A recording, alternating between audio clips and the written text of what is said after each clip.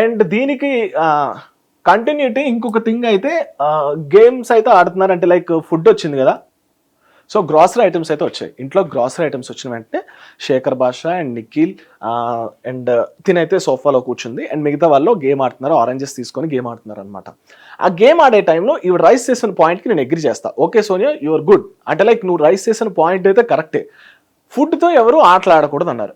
And అందులోని big boss హౌస్లో ఉండేటప్పుడు ఫుడ్తో ఆటలాడడం ఇంకా వరస్ట్ థింగ్. ఎందుకంటే చాలా తక్కువ ఉంటుంది, లగ్జరీ బడ్జెట్ అనేది చాలా తక్కువ ఉంటుంది. అందులో ఉండేదాన్ని మనం ప్రాపర్గా యూటిలైజ్ చేసుకోవాలి. నువ్వు చెప్పిన పాయింట్ కరెక్టే, కానీ చెప్పే విధానం కరెక్ట్ కాదని నా ఫీలింగ్. బికాస్ ఎందుకంటే ఫస్ట్ నువ్వు స్మూత్గా చెప్పుంటే ఇది ఫుడ్ మనకు చాలా తక్కువ వస్తుంది కదా, నార్మల్గా వదిలేయచ్చు కదా, దాన్ని కింద పడితే మిగతా వాళ్ళు తినరు అండ్ అదే నేను పట్టుకొని తినచ్చేమో, నాకు తెలియకుండా తినచ్చేమో అని చెప్పే విధానం ఒకటి ఉంటుంది. కానీ నువ్వు చెప్పిన థింగ్ అయితే 0 నుంచి స్టార్ట్ అయ్యి అగ్రెషన్ పాయింట్ ఇలా ఇలా అలా అలా స్పైక్ అయిపోయి అండ్ ఎక్కడికో వెళ్ళిపోయా మాటలు కాస్త. అండ్ దాన్ని శేఖర్ భాష కూడా నేను చాలా హ్యాండిల్ చేస్తాడు అనుకున్నాను. శేఖర్ భాష కూడా చాలా సింపుల్ వేలో హ్యాండిల్ చేస్తారేమో అనుకున్నాను, కానీ ఆయన కూడా దానికి ఇంకొక 2 మాటలు ఎక్స్ట్రా యాడ్ చేసి అసలు అవసరం లేని పాయింట్ని చాలా డ్రాగ్ ఆన్ చేశారు అనిపించింది. అండ్ మెయిన్ సోనియా అయితే కంటెంట్ తీసుకోవడానికి ఈ పాయింట్ రైస్ చేసింది అనిపించింది. అండ్ ఎవరైనా అబ్జర్వ్ చేశారు లేదో, ఇక్కడ స్పెషల్గా సోనియా కూడా ఈ పాయింట్ తనంతట తను రాలేదు. ఆ మాట మీరు ఎపిసోడ్ చూసినట్లయితే పర్టికులర్గా ఆ మాటలో ఏమంటుందంటే నాగమణికంట వచ్చి నాకు ఈ పాయింట్ చెప్పాడు, అప్పుడు కానీ నాకు అనిపించలేదని చెప్పింది. సో నాగమణికంట వచ్చి నీకు పాయింట్ చెప్తే నువ్వు రైస్ చేయడం కాకుండా నీ ఓన్ ఒపీనియన్ నీకు ఒకవేళ నిజంగానే వచ్చి ఉంటే, ఫుడ్ మీద అంత ప్రేమ వచ్చిండి నువ్వు చెప్పుంటే నిజంగా నేను అప్రిషియేట్ చేయదును.